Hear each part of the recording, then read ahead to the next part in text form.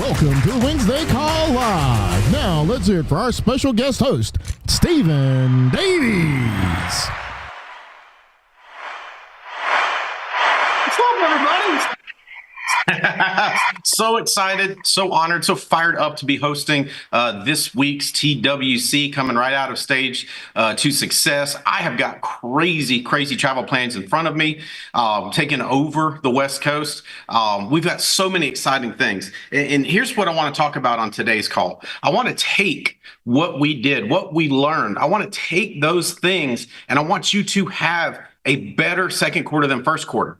I want the second quarter to be better than the first quarter because that's how progress is made. Here's the reality of things. The reality of things is that if you and I don't make progress in the second quarter, half the year is gone, gone. And we've made no progress. I know this. Winners don't fear failure because failure is inevitable on your way to achieving things, right? Just like when you were a kid, how'd you learn how to do stuff? By being bad at it for a while. And then you did it enough times till you got good at it. That's how everything works. I love Jake and Bell's talk about estate planning and the seminars and them telling some of the things that didn't work. That's how do you think they got so good at estate planning seminars?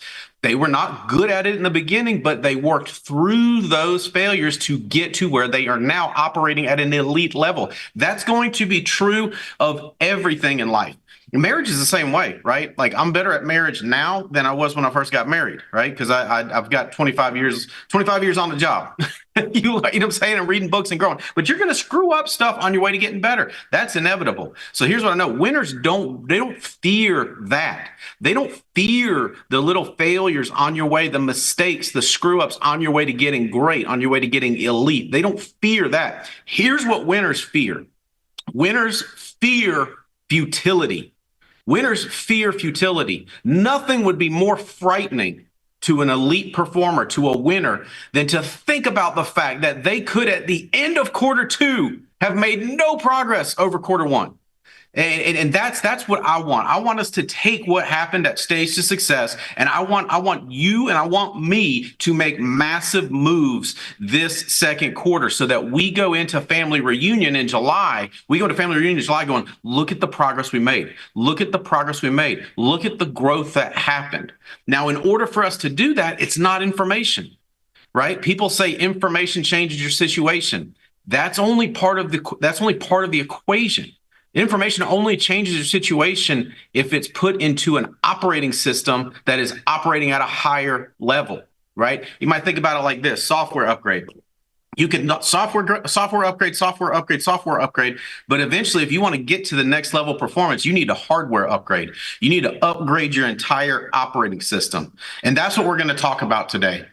How to upgrade your operating system so that you take all the stuff, the notes you took, the new information, or maybe some renewed information, right? There's a time or two you and I will be at an event. We'll go, oh, that's right. I forgot about that.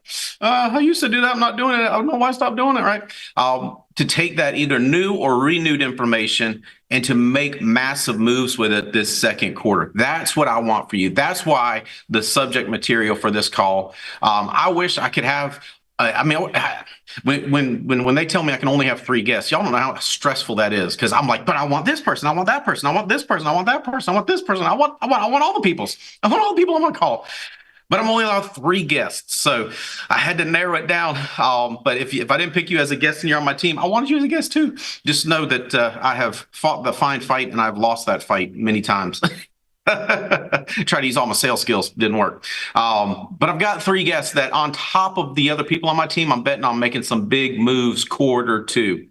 So the 7 things we're going to talk about are 7 qualities and not qualities as in attributes. I'm talking about the quality of this specific thing. What is the quality of it? So I want you to think of all of these things, not as in a checklist, not as in a, yep, doing that. Yep, doing that. I want you to think of on a scale of 1 to 10. Where is the quality that what quality am I bringing to the table on these 10 things? Now, here's both the great news and the potentially disheartening news. The great news is we are in complete control of each of these 7 things. The potentially disheartening news is we're in complete control of each of these 7 things.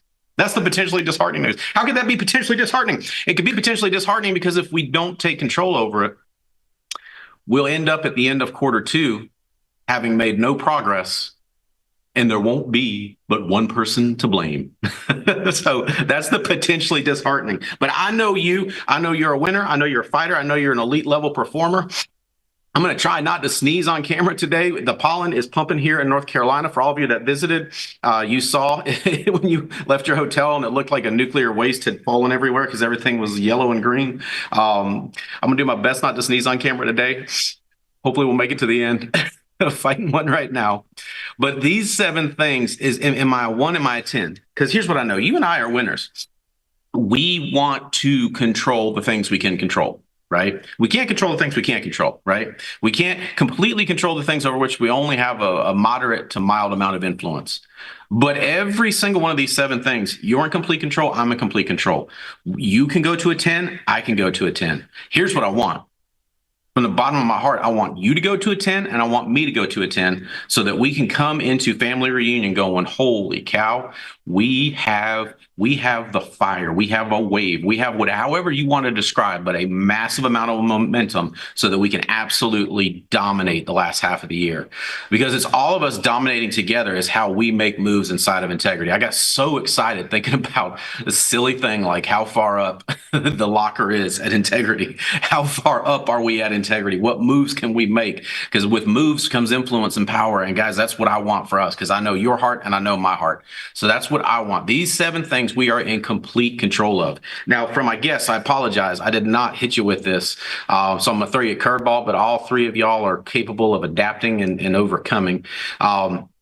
When I bring you on camera for your point, first, just share some of your highlights from Stage of Success, because really that's what's at the heart of this call is we want to take that stuff and make magic happen this quarter. So quality number 1. Your performance, my performance, this second quarter of the year is going to be determined by the quality of the questions we ask. Now, I say the quality of the questions because you and I want to perform at an elite level.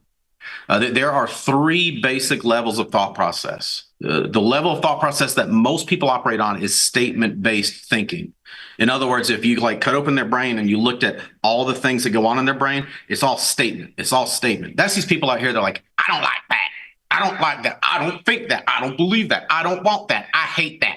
I would. That's all statement driven. You don't learn anything with statements, and that's why you'll find people that are, I guess I can say dumb on the call. Yeah, I can say dumb on the call. If I get reprimanded later, I get reprimanded later. But that's why dumb people don't ever ask a question. You ever seen a dumb person ask a great question? That's one of those, hey, put that on your scavenger hunt. I'll give you $10,000. You can find a dumb person that asks good questions. Why? Because you can't stay dumb if you keep asking good questions. Does that make sense? So the quality of the question. So the first is statement form. You and I aren't going to do that. Now, we might have had some of those folks with us at conference. God love them. We still want them to win. Hopefully they'll listen and change. But they sat at conference the whole time, all statements. I don't agree with that. I kind of like that. I don't think that. I hate that. I don't want that. I like that. Just constant. There's no growth there. Why? Because at the end of any sentence that ends with a period, the brain doesn't have to then pick the ball up and carry it. See, that's the danger of statement-based thinking. It doesn't require your brain to pick it up and carry it. But a question at the end of a sentence, that requires your brain to pick the ball up and carry it. That's how you get to answers. Just know that all achievement lies on the other side of answers. You can't get to achievement without answers. You can't get to answers without questions. All right. So that's why the most basic thought process, the thought process that most people operate on, is all statement-based. The second thought process is to start to begin to open the door to asking questions. Now, that's where most of us, that's where our growth started to happen. But what we want to get to and stay, remember, the goal of this call is not to go, yeah, I do that. The goal is to say, what level of quality am I bringing to that? So that third level of thinking, the highest level of thought process is to think in great questions. When you think of mega impressive people, they think in terms of great questions. Their brains ask great questions, which, by the way, can I tell you, that's why they're not trying to always fill the space up with all the words, because they're thinking, they're meditating. The lowest level of thought process, that's why they're arguers. I hate that. I hate that. I don't like that. I don't want that. I want that. I don't want that. They fill all the space with words because they're not doing any thinking, right? They're not doing any thinking. So you and we got to get to a 10 on great questions, thinking of great questions. All right. So Mercedes, you were the first to jump in and grab this one. So first off, share some of your highlights from Stage to Success. And again, sorry for throwing you that curveball. He's pulling the caption. Closed captioning is sponsored by Integrity Marketing. Yeah. Davies, you're good to keep going. I'm good to keep going. It's just Mercedes audio? Correct. Okay. Okay. Thank you. So when you ask better questions, you find better answers. So will you guys let me know when Mercedes audio is back? Do we need to keep testing it?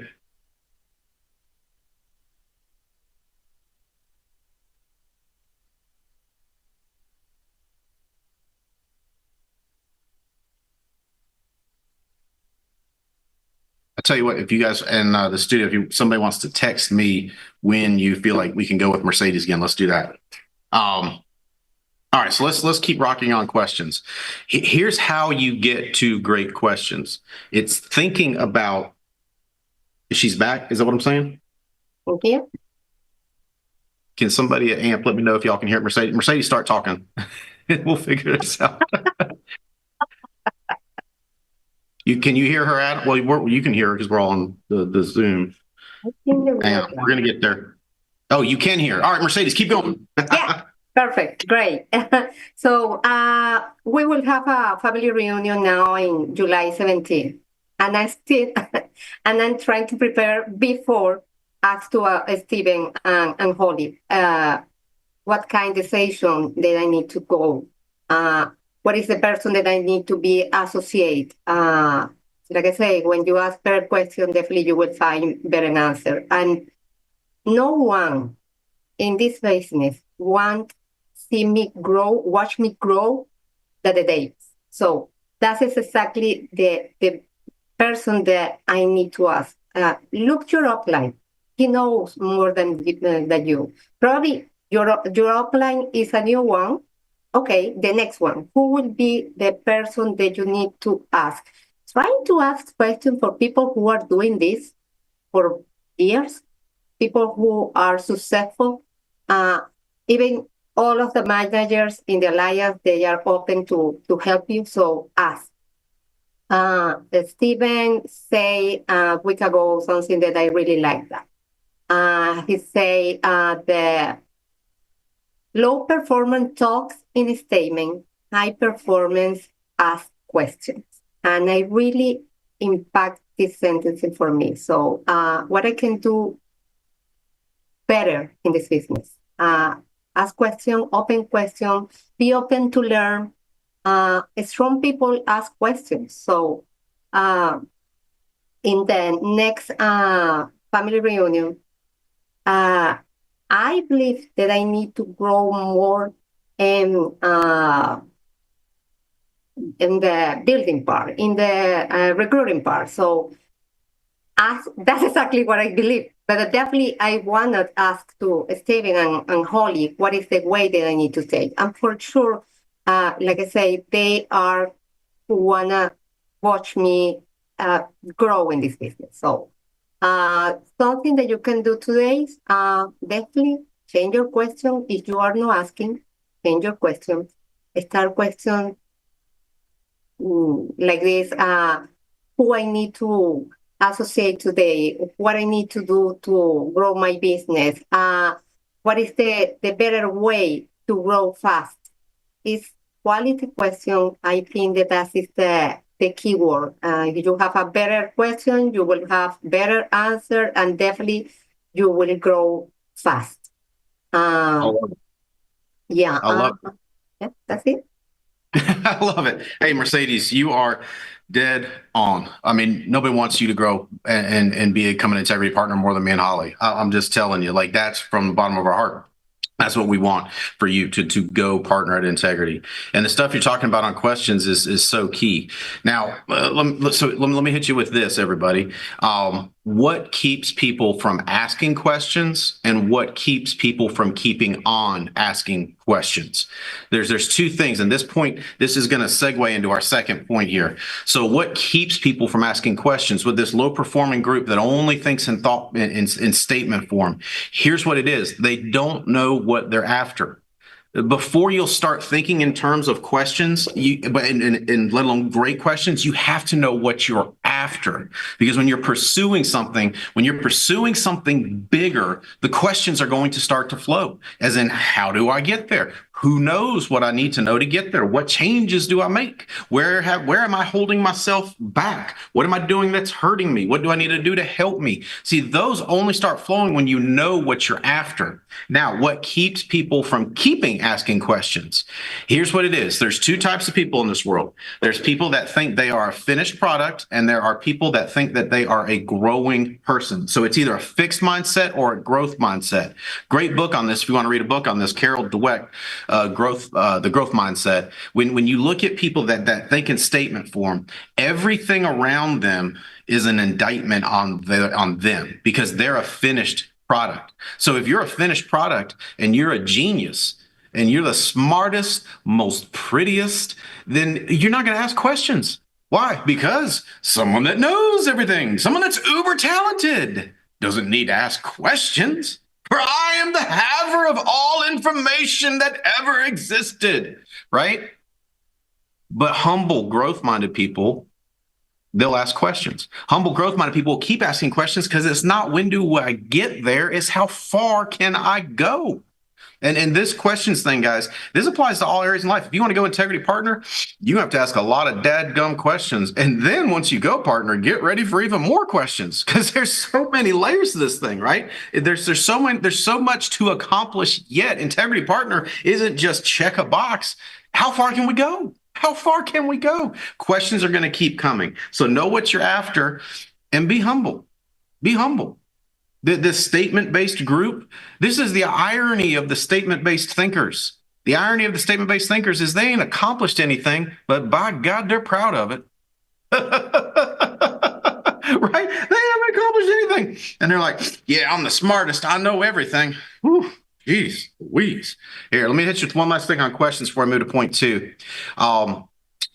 When it comes to the questions we ask and the quality of the questions we ask, think about this. Every time you make a statement, you are closing doors to a better future.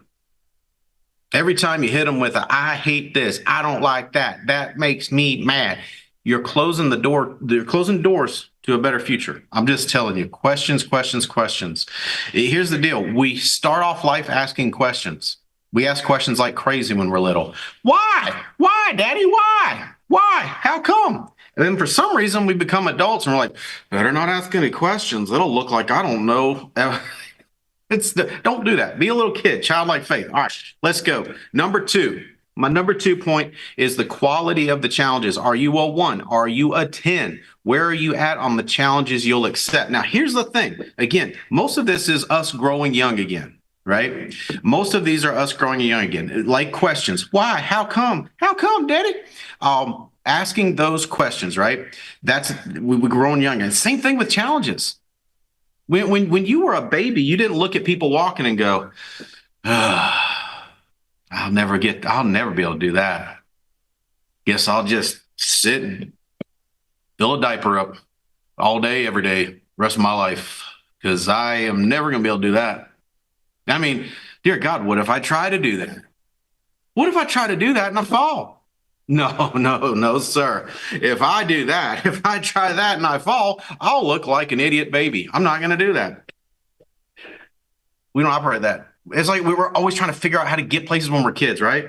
Always trying to figure it out, right? And we're not afraid to fall. Riding a bike, fill in the blank, right? Don't be an adult that stops taking on challenges. Let me tell you something. I love Final Expense. Final Expense is awesome.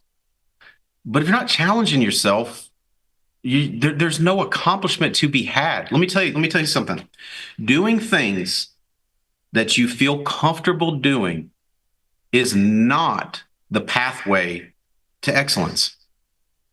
No one achieves excellence in their comfort zone.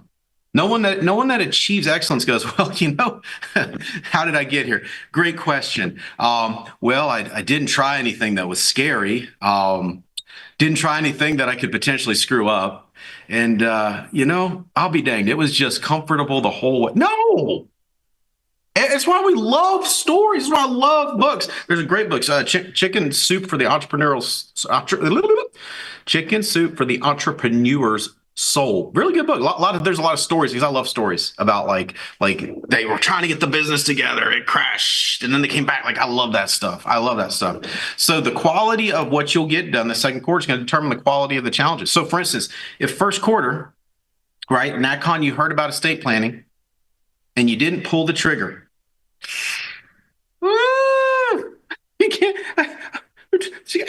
Can we start over? I want to go back and start over again. I'm telling you, as soon as you start estate planning, you're going to be thinking that. Adam Burge will tell you he wished he would have started estate planning.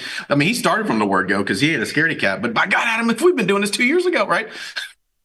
Stacks on stacks on stacks. I'm telling you. But if you let the whole first quarter by, and you didn't step up and step to that challenge, and you just kept selling the same thing, comfortable thing that you're doing.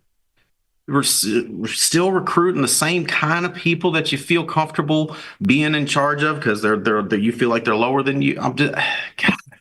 Let's not let another 90 days get by.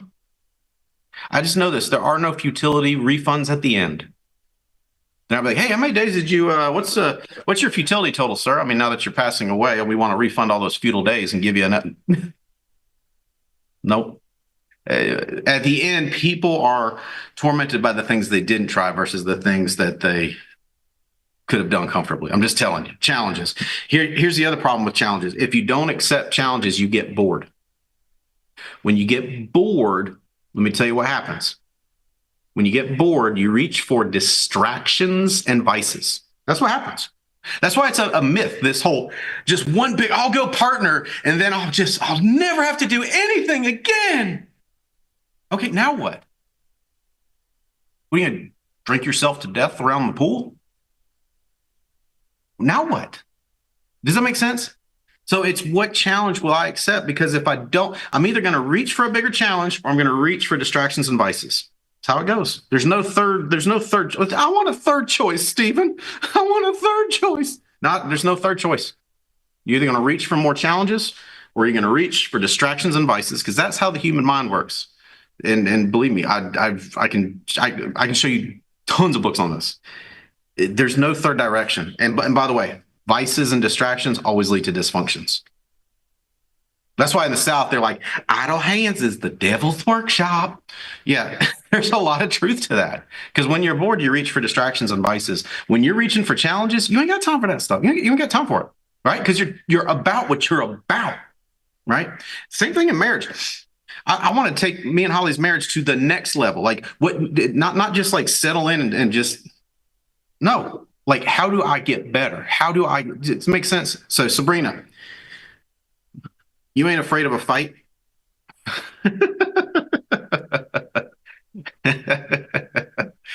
Do you feel like a coward and a scaredy cat? Ask your doctor if Jersey might be right for you. I love that Jersey fight you've got. Like that. People need that fight where they ain't scared to take on a fight. So yeah, when you texted back, I want to talk about challenges. I was like, let's go. So Sabrina, talk to us about the quality of the challenge. Remember, we're trying to get from a 1 to a 10, where I'm taking on the biggest, baddest challenge I can take on. Now, in this business, the biggest, baddest challenge you can take on is estate planning and building a team to go partner. Like that's the challenge right now. That's the biggest challenge. Sabrina, talk to us a little bit. By the way, just a couple quick highlights from Stage of Success. I know I'm throwing that at you, curveball, but I know you got this. You ain't scared. Not scared, Stephen, not scared. Thank you so much. Thank you to you and Holly for inviting me on. Thank you, Andy and Jane Albright, for this wonderful opportunity called the Alliance. A challenge. Oh, my God. But boy, have I been challenged these last few years with my situation. And that ties into some of the highlights that I did take from the Stage of Success. The team did a fabulous job. I mean, the setting, imagine the challenges they went through to get that prepped, to make it look the way that it looked, and they made it look seamless and effortless, and it was just beautiful. But some of the highlights Sabrina, I got. Sabrina, can I call a quick timeout? Because what you're saying, I want to peel back the curtain a little bit. Okay. So every week, multiple times, Tia, Handy, the folks there, they were doing Zooms with those of us that had skits to make sure everything came off as good as possible. Like, there's no way to document the hours that the Alliance staff put into that event. So I just want to, from the bottom of my heart, say thank you. Yeah, it was awesome. It was beautiful. It really was. It was stellar. Class act. And the skits were fabulous. It really hit home, especially with the new people I had. It's like, oh, that's what you were talking about. So it was great, even for me. But some of the biggest highlights I got, I attended Mike and Noel Leventovich's workshop and their breakout session. And one of the things that they talked about was breaking everything down in 90-day increments. When you think about it, we usually think about running business, but they talked about everything, even your goals, taking your big goal, breaking that down. That's a big challenge, your big goal. Even down to what level you want to make and pacing yourself, even down to your Thailand points, every aspect, your family life, everything, breaking it down in bite-sized pieces. So the challenge itself is not so daunting. The other big thing was just holding yourself accountable for everything, realizing that, like you said, NatCon happened. That was 90 days. You can't live there. We got to move forward. Recognizing the past is the past. Let's move forward. But more importantly, look in the mirror and asking yourself and reevaluating where you are, hitting the reset button and saying, what am I going to do different the next 90 days? And one thing was said, and I'm not sure if this came out of their workshop, but somebody said that, and it was a big ouch. Are you the copy worth duplicating? That was a big one. It's really a lot of us, just myself included, going in the mirror and saying, "Would I duplicate? Are you duplicatable? Are you the one that wants to be that you would have someone duplicate?" So those are some really big ones that came out of that, which all leads to the topic that ties back into a challenge.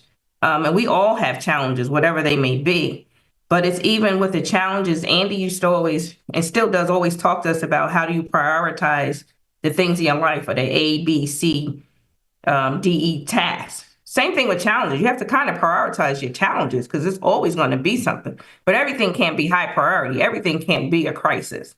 So it's kind of like, what is the big challenge you're trying to accomplish? Brian Rojas's story touched me a great deal, just his journey and his story. I have a newfound love and respect for him, for just his family. Imagine that challenge that he went through to get to the point of never giving up. And I think that's what it is we see a challenge and sometimes we're so quick to throw in a towel. You know, it ties back into that morning the pastor spoke. What's in your hand? What can you control? You know, and the chatter, what's talking back to you? But it's putting yourself in places like the stage of success. It's putting yourself in places as family reunion to help you combat those challenges because they're never going to stop. You know, breaking it down into 4 pillars, your family. Like for me, with the challenge with taking on these children, it's reprioritizing my whole life.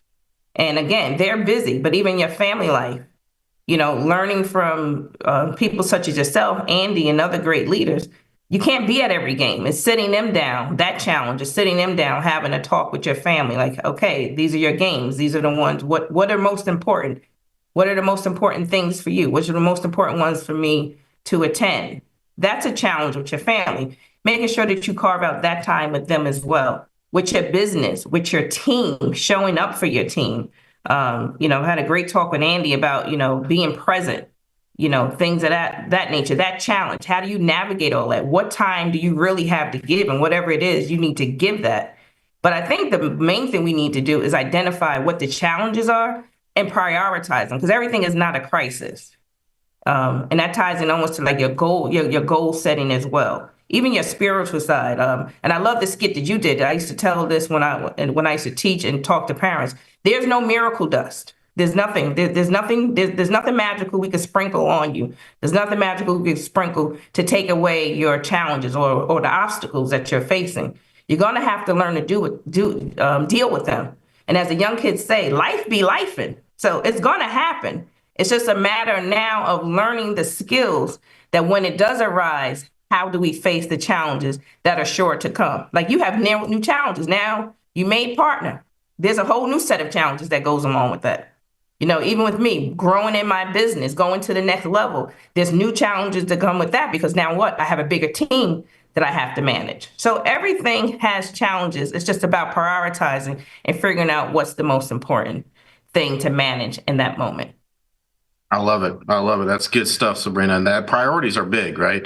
The just being able to identify. I love that. Not everything's a crisis.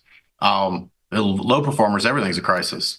Like it's one of the things that I learn about, or that I've learned over the years when I've spent time around high performers, is the stuff that doesn't make them wink. You know, doesn't make them like go, just go, eh.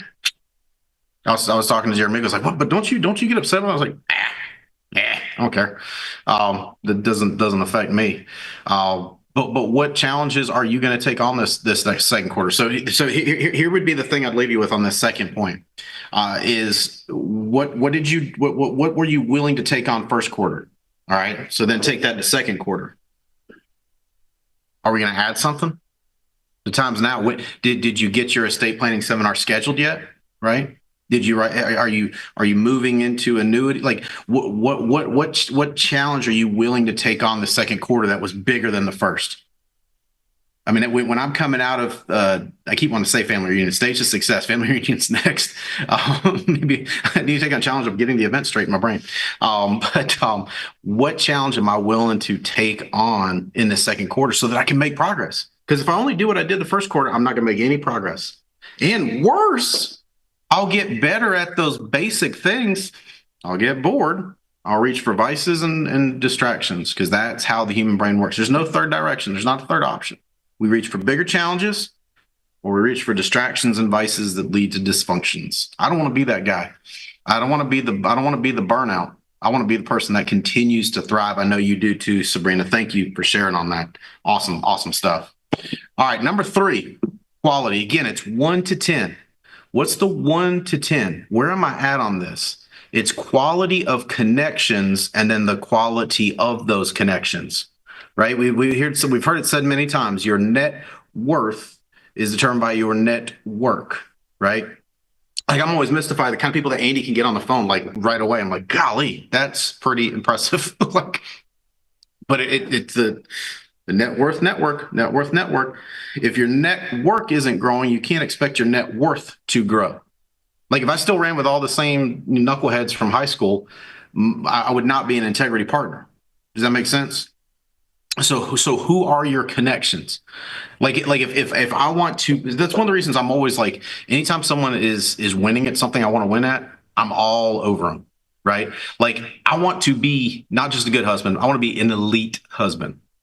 So when someone's been married 50 years and they're happy and thriving, I am all over making that person my friend because I want to know, right? And I mean 50 years married, thriving, not 50 years just trying to outlast each other. I'm talking 50 years thriving, 40 years thriving, right? Holly and I have been married 25 years. I want to know what they know. I want those connections. Does that make sense?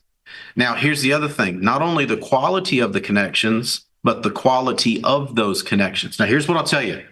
The quality of the important connections in your life is your responsibility. The quality of the important connections in my life is my responsibility. Now that I'm an integrity partner, I need the quality of my connections with people like Tom Dempsey, like people like Brian Adams. I need those connections to be better than they are now. Not just they know my name from a spreadsheet, but they know who I am. Like, does it make sense? Whose responsibility is that? It's my responsibility. That's who the important connections in my life are my responsibility. The important connections in your life are your responsibility. I was talking to a married couple one time and they're having issues. You know what the biggest issue was that was causing all these issues? They're both waiting for each other to go first. Well, he should text me. She should say, I love you first. What's going to happen? They're going to get divorced. I mean, that's what's going to happen. 2 people waiting on each other to go first? No. So my connection with Holly is Holly's response. No, it's my responsibility. And you say, but that means I might have to go first. too many times. If it's an important connection, it's your responsibility. If it's an important connection, it's my responsibility. I was talking with a guy, he's just one of these guys who just bellyache about everything. He'd be like, Andy, don't reach out to me. I was like, bro, is your phone broken on the other side? Right? Is it only a one-way phone? You got a one-way phone? You got one of them one-way phones. Oh, God bless. You need a two-way phone. A two-way.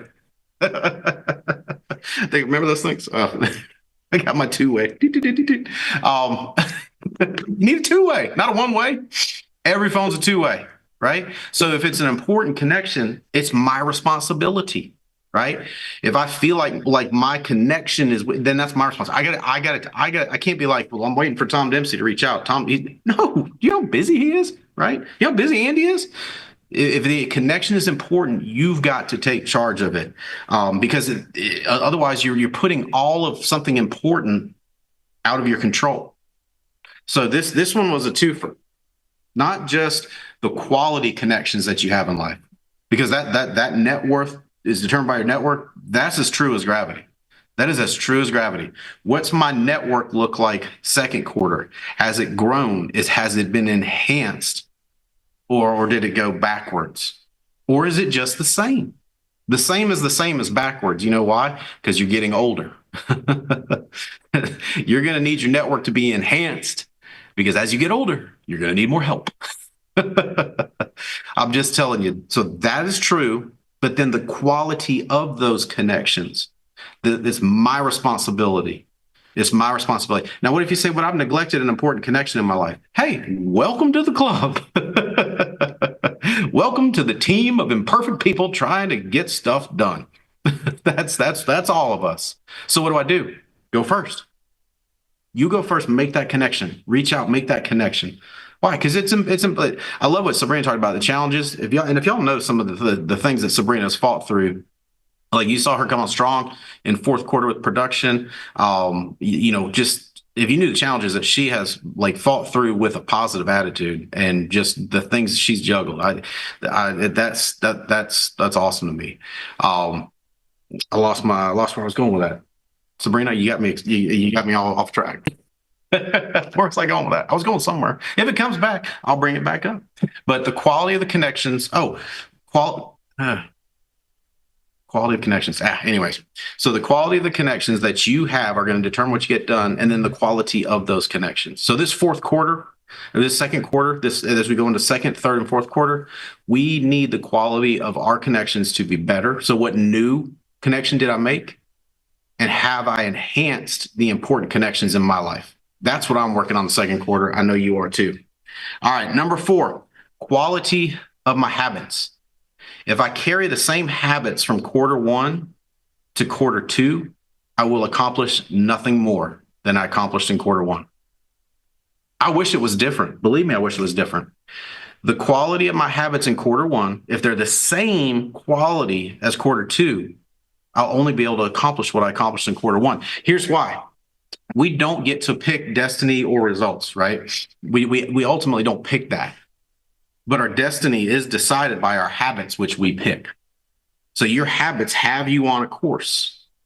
Are they better second quarter than first quarter? What habits do I need to add? What habits do I need to pick back up? Because the habits can go the other way, right? We're steady reading every single morning, steady reading. And then we miss a day. And then we miss a 2 days. And then we miss a 3 days. And then we miss a 4 days. And then we miss a 5 days. Pick it back up. Have I ever dropped the habit of reading? Yeah, a lot of times. Why? Because I'm just a person, right? So then I've got to recognize it, pick that habit back up. Now, how do I enhance that habit?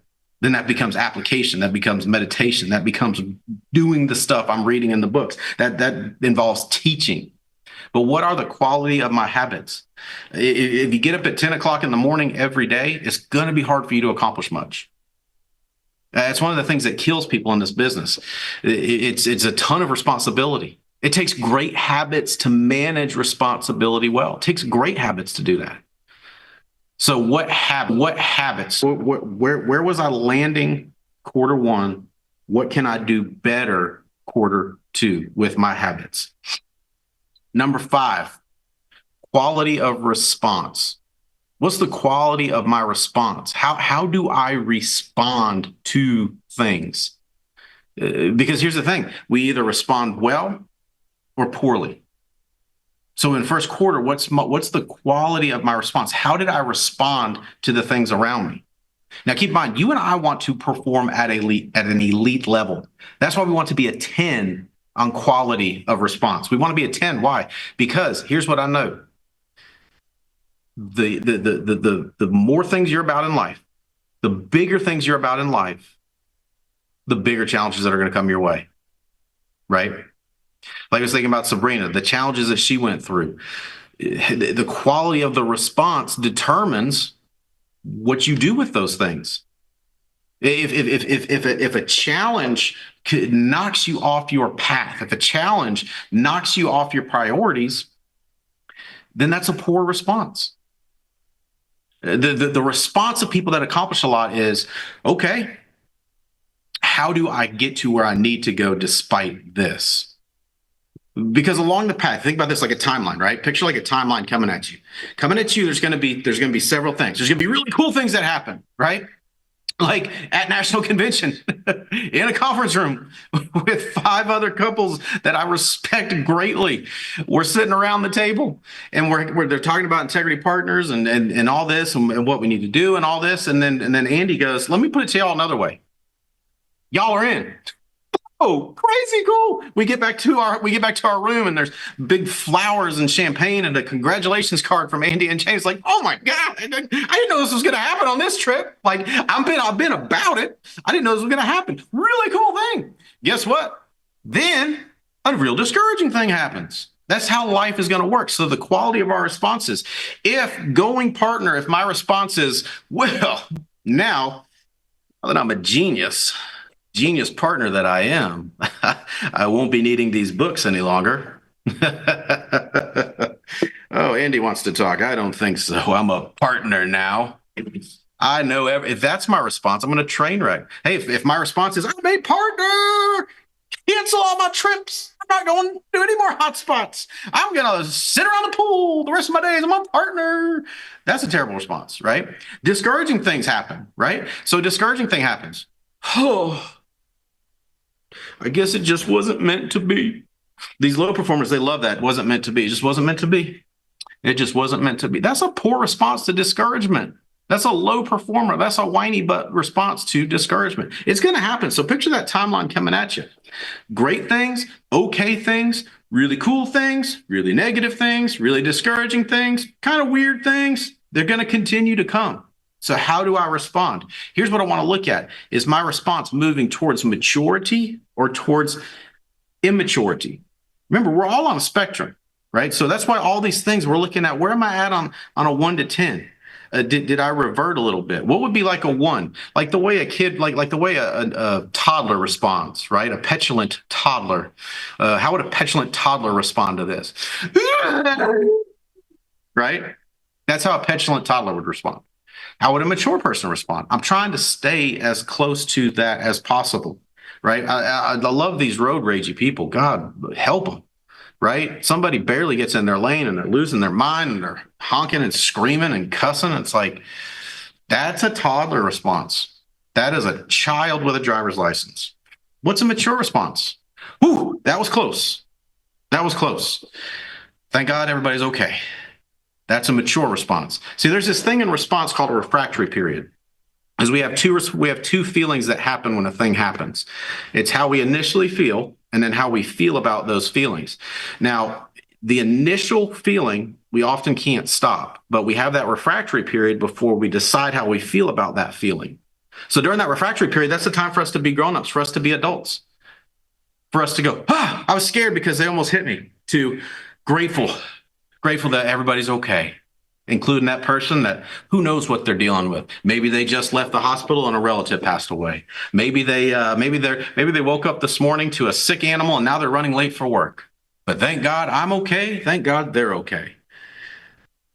Mature responses Because I promise you, it's not going to, you being excited coming out of stage of success isn't going to stop the potentially discouraging negative things from coming your way. It's not going to stop it. I'm sorry. There's Sabrina said miracle dust, miracle pill, right? By the way, for everybody that's asking, I don't have any more miracle pills.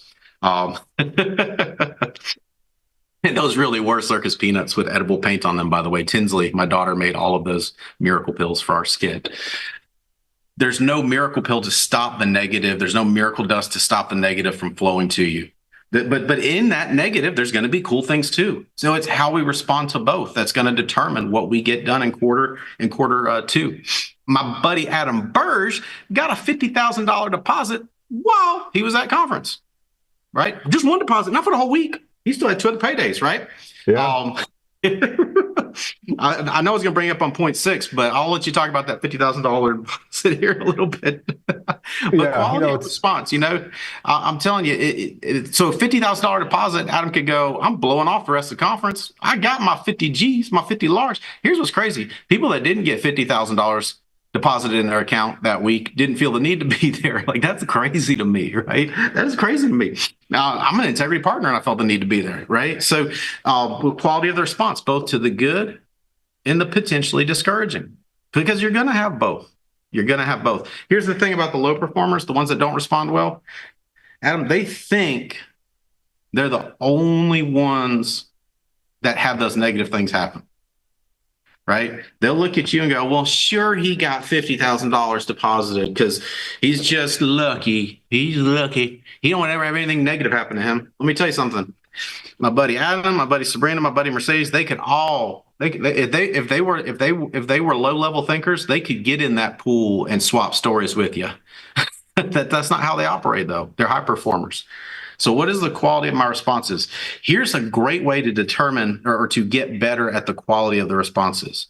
Here's what I want you to do. I want you to go back, think about first quarter, okay? We're going to draw a chart, right? T-graph. So we've got 3 fields we're going to fill. So the header on the first column is situation.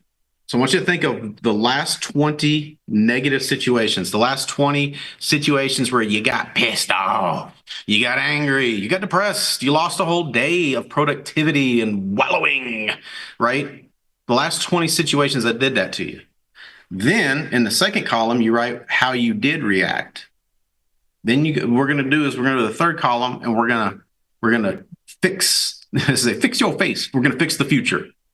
Right? The next time that comes up, how will I commit to reacting?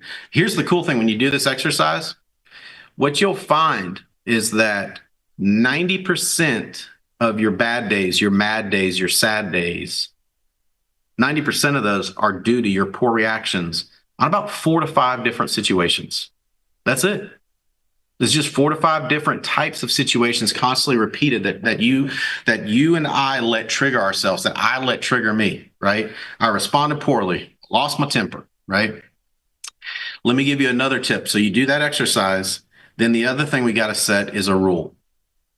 We don't deny negative feelings, but what we're going to do is limit the times that we're allowed to wallow in them, to entertain them. Robbie Kraft called me one time. Robbie Kraft's one of those guys I just love because Robbie's a fighter.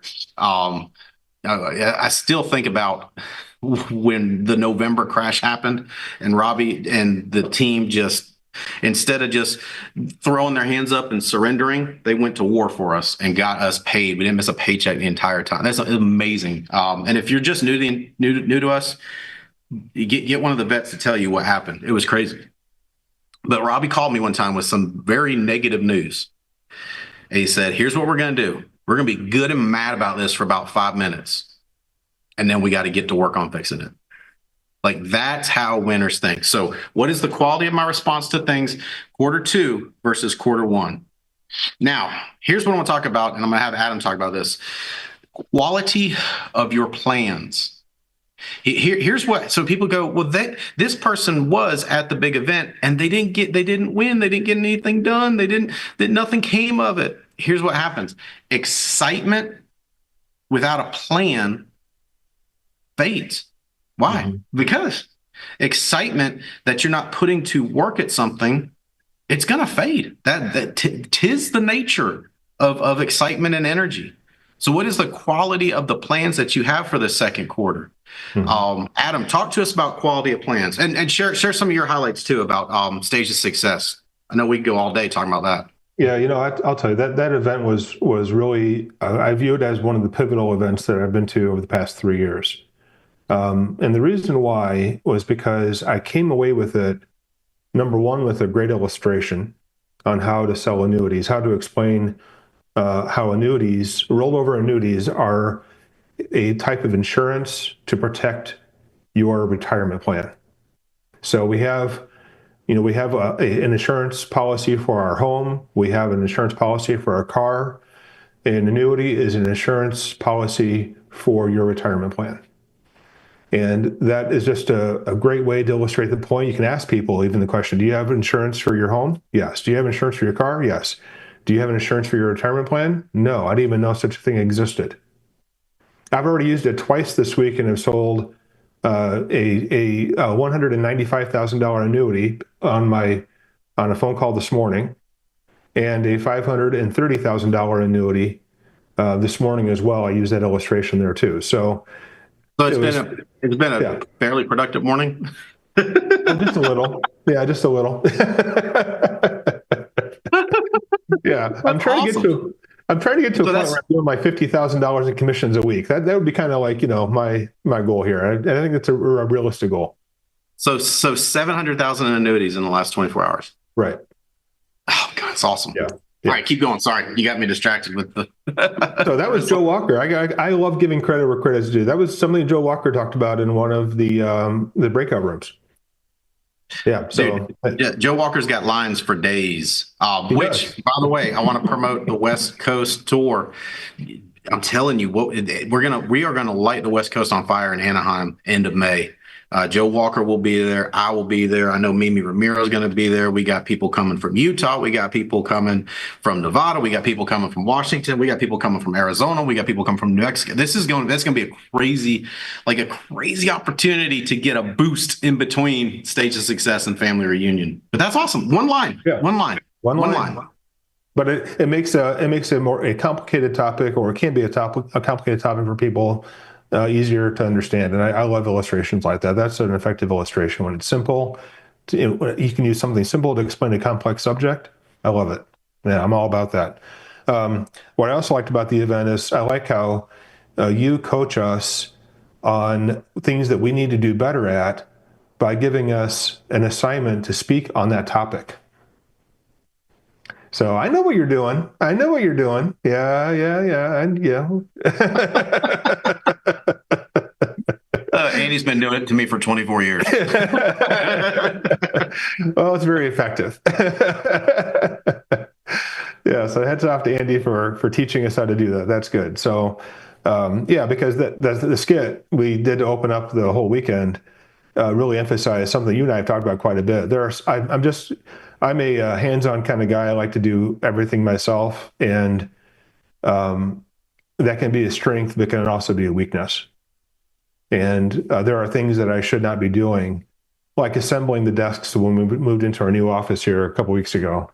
You gave me some grief about that, and for good reason, because I did not need to be assembling desks. I needed to be working on the clients that I have here in this. I have so many clients now that I'm working on day to day. I had to get a special cart just for them because stacks of files on my desk was a bad look and not an efficient way of making sure I keep track of things. So there are things that we need to be working on instead of cutting the grass and assembling desks.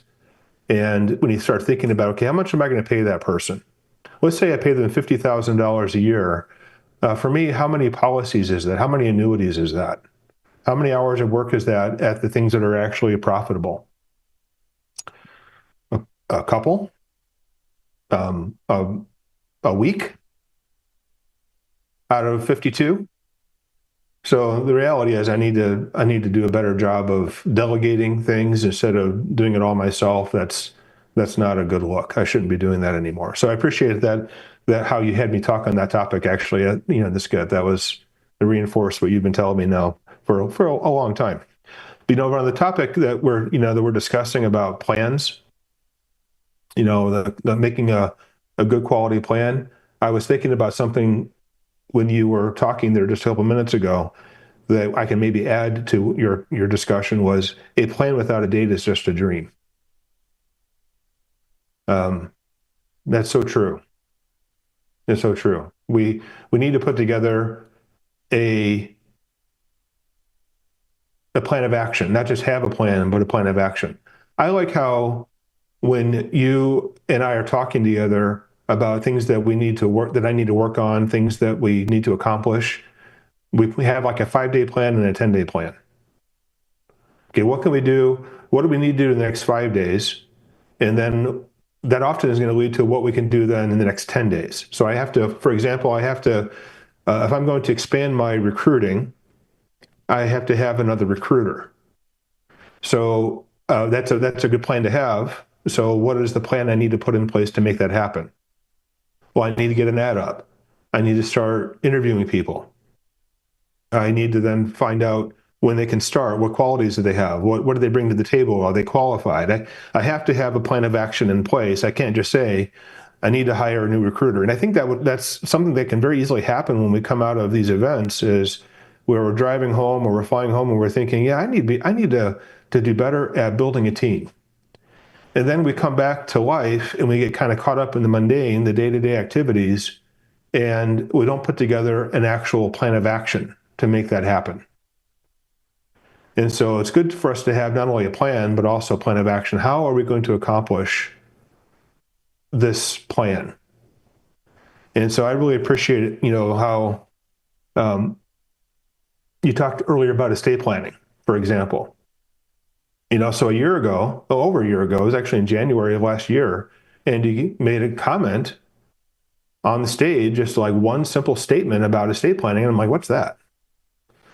And so I made a couple phone calls and I found out what it was about, and I was able to get an invitation to the event that was held with a small group of people in February of last year. And what I really appreciated about what Scott Garcia brought to the table was that he showed us what the steps are to host your first estate plan. So it wasn't just say, hey, you need to be doing estate planning and leaving it to us to figure out on our own what needs to be done.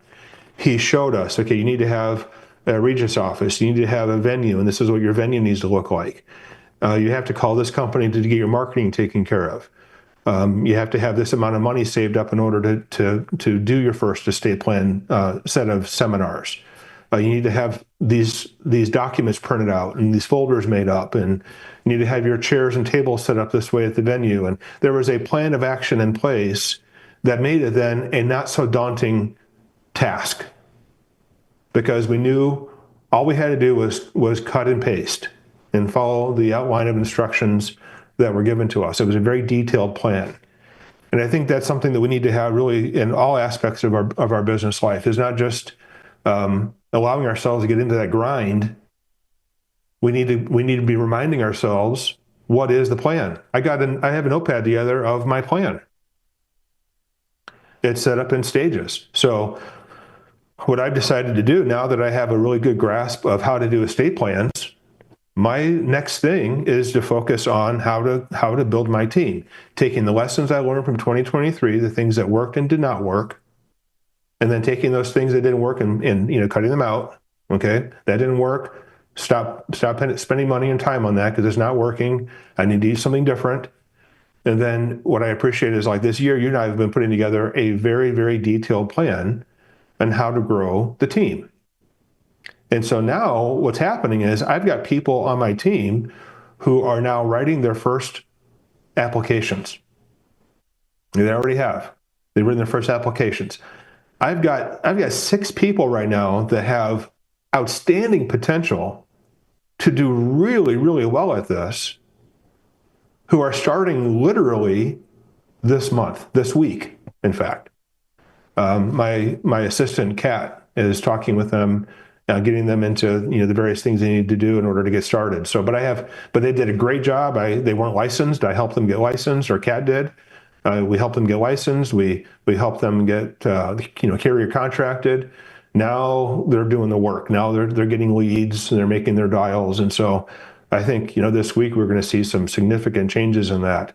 And so that's the focus this year. Now I'm not going to say I've got estate planning all figured out and there's nothing more there to learn. I think for anyone to say such a thing, it would be naive and arrogant and just not true. But now that I feel more comfortable with that, now some of the energy and space in my mind that I was taking to do that, now I can focus on building the team. And I now have better resources to do that because, $50,000 in a day on a regular basis gives you the resources to really blow that up. And so that's what we're doing next. I love it. Yeah. I love it. Great stuff, man. And everybody's operating a plan, right? Like one of the things people have told me in the past, like, I don't have the time to plan. I don't have time to put a plan together. It's like, well, you're already working a plan. Yeah. Most people just don't know it, right? They're working a plan to stay the same. That's the plan they're currently running. Everybody's running a plan. You say, well, I don't have a plan. Not having, then you're on a plan. You're on the no plan plan. And you're not going to get anywhere. You've got to have a plan because you come out of national convention, you come out of states. What's the plan? What's the plan? Like that's one of the things I love about traveling back and the night after a big event is that's the plan time. What am I going to change? What am I going to move around? Really, all 7 of these things are all interrelated. They all work together. But what's your plan? What's your plan? Yeah. Excuse me, Adam. Pollen finally got me. What's your plan? Pollen, man, it's been rough. So what's Adam's plan? Adam's plan now is to grow a team like crazy, right? He doesn't want to just be a high income earning estate planner. He also wants to have an elite level team. So we've been working on a plan and we're coming out of Stage of Success with a plan.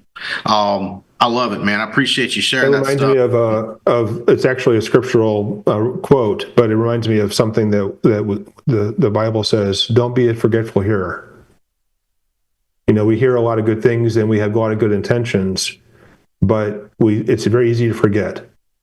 It's very easy to forget by, just doing the daily do. So don't be a forgetful hearer. What you learned over the weekend, look for ways to put it into practice. Think and meditate on it. Think about it. And make a note of it. Write it down.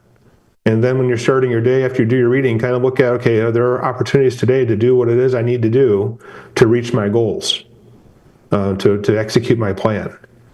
And so don't be a forgetful hearer, please. That's what I came out of this weekend determined to do, Stephen. I love it. I love it. And you ain't a forgetful hero, brother. I love it. And when you think about a plan, really, like when someone loses a bunch of weight, right? And what did they change? The diet and exercise, right? I always love those diet and exercise. Well, what is that? It's just a different plan. They were on the Little Debbie plan, and then they switched the Little Debbie plan for the Peloton plan. Right. It's not magic. It's not magic. Does that make sense? Right? Like, my marriage was not doing well. That's because I was on the crappy marriage plan. How do I got to get on the better marriage plan? Right? You're working a plan one way or the other.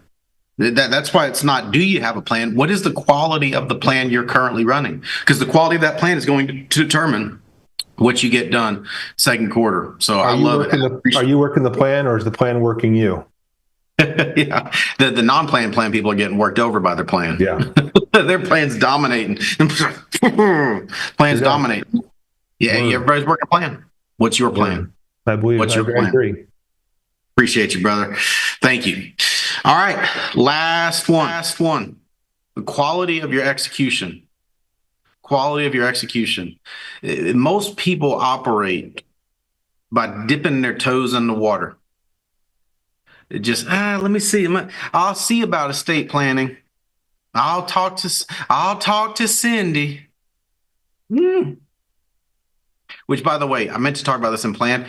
When the Jake and Bell video, hopefully that video will be, and I might be asking for something that's not supposed to happen. But if we could make the video of their breakout session on how to get started in estate planning, if that could be like one of the first ones available. I'll all of a sudden I'm drunk with my partner power, and I'm asking for things. No, but that breakout session was so good. That was putting together a plan to move into estate planning. So once you get the plan in place, then what's the quality of your execution going to be the second quarter? What's the quality of the execution? Am I going to execute at an elite level, or am I going to execute at a tippy toe in the water level? Here's what I know. The people that pull the trigger and execute at an elite level, those are the ones that accomplish everything. Those are the ones that get everything done. And so this quarter, I look back at first quarter and I go, there's a few things I got a few more shouldas on me. I should have this, should have that, should have this, should have that. Let's get rid of all that should have. Let's get rid of every single bit of it with violent, enthusiastic execution on the things we know we need to do. Here's what I know. Just remember this. This is as true as gravity. Hesitation makes the hard heavier. Hesitation makes the hard heavier. Anything worth doing is going to be hard to do. There's nothing worth doing that's easy to do. What's easy to do?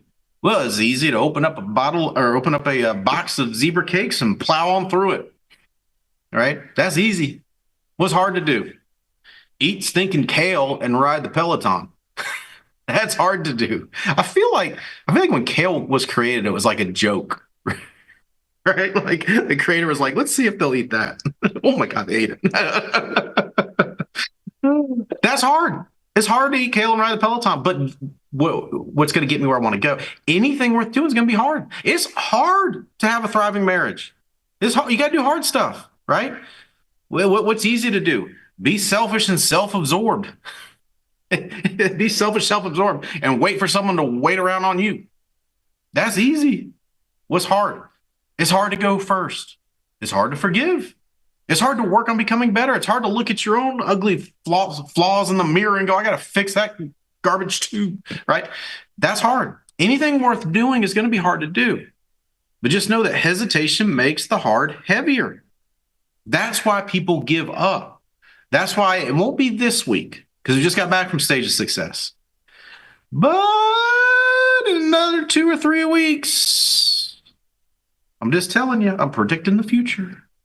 Here's the cool thing. I'm going to predict the future, and you decide, not only can I perform miracles, I can now predict the future. You get to decide whether you are or are not this person. But in another 2 to 3 weeks, there'll be some potential estate planners, some hopeful estate planners that are going to give up on that. Why? Because hesitation makes the hard heavier. If you're looking at booking your first seminar now, that's hard. If you wait 2 weeks, it'll only be heavier. It's up to us to choose how heavy we make the hard. But I'm telling you can't get around it. It's as true as gravity is. So execute, pull the trigger. I talked to Cindy. Okay, do you have a date?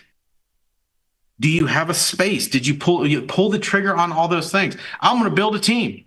Awesome. What did you pull the trigger on? Because if you hesitate, it's only going to get, well, it's just, right? The further it gets out, the heavier it gets. That's why most people's Pelotons or whatever exercise equipment they buy, that's why they turn into coat racks, right? And so that's why they turn into laundry depositories, right? They bought it. They were excited. They didn't ride for 2 days. They didn't ride for 3. They didn't ride for 4. Made it get heavier. So the first part is just pulling the trigger. The second part is how you pull the trigger. Elite level execution requires absolute faith. I'm going to say it again. Elite level execution requires absolute faith.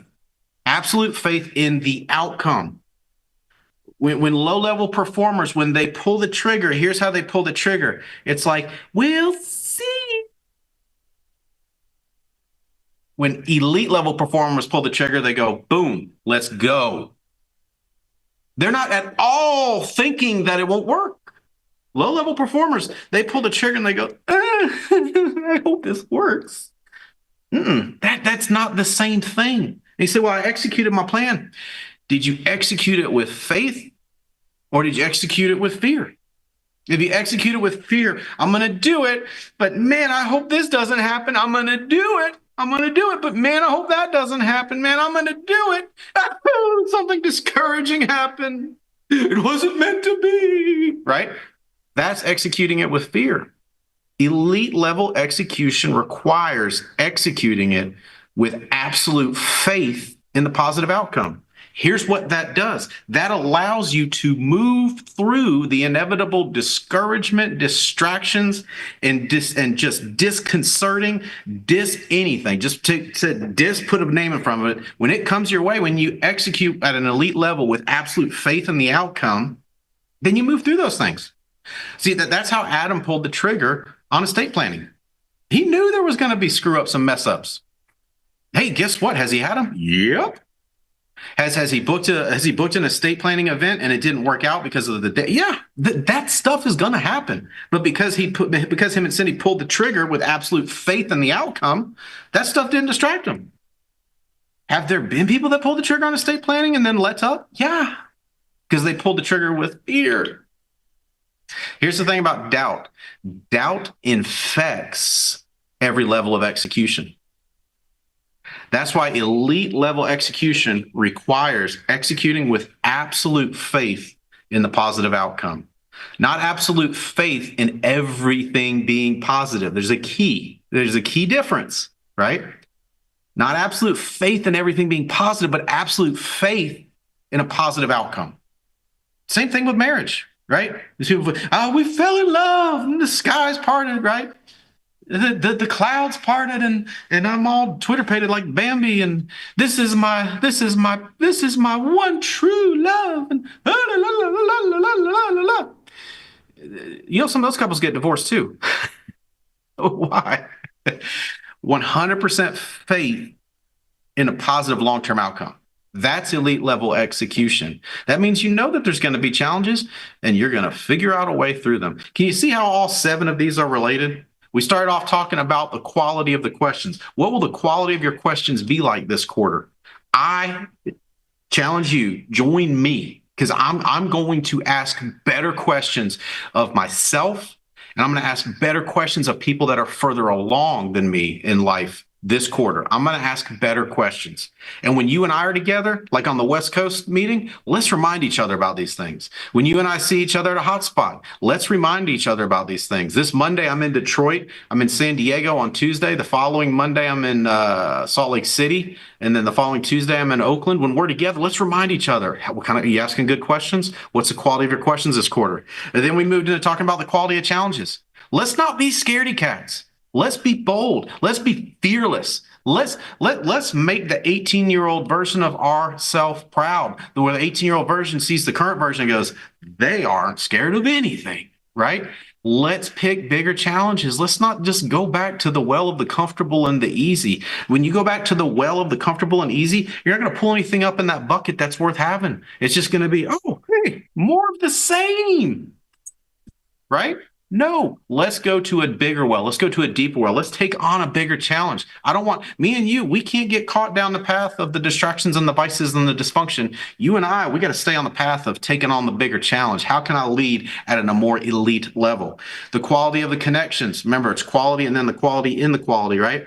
What are the quality of my connections? How can I upgrade my connections? Let me tell you something. With connections, if you're going to upgrade, you're going to have to get rid of some because you can't keep the same connections all at the same level. You just can't.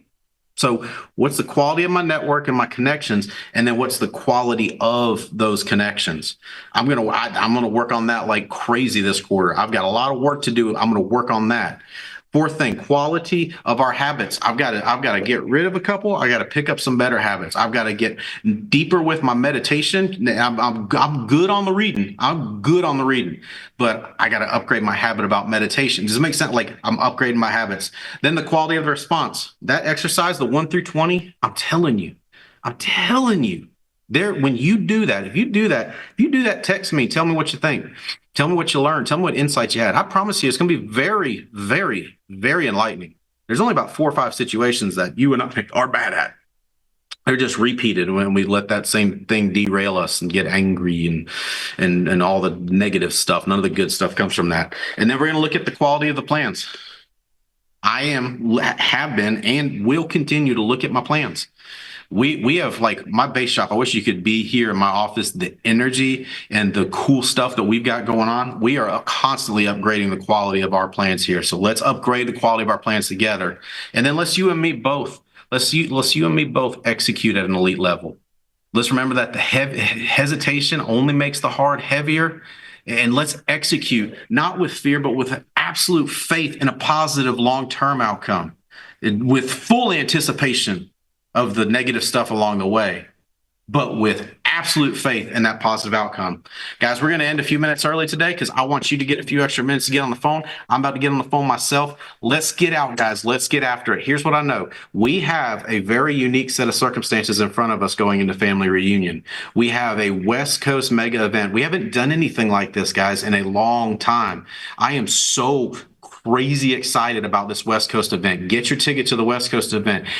Get people on the West Coast. You'll be shocked what happens when you pull the trigger on something like that. All of a sudden, you'll remember that you got a friend in the Bay Area. You'll remember that somebody you went to college with is now in the Phoenix area. You'll remember these things happen once you open a door. Then your brain goes, "Thank God you opened that door finally," because I've had all these hunches I've been trying to give you. I had anything to do with them. I got a closet full of hunches over here. I got a whole closet full. I got a whole mess of hunches over here. But you open the door and then your brain goes, "Hey, how about that?" And you go, "Whoa, where'd that come from?" It came from execution.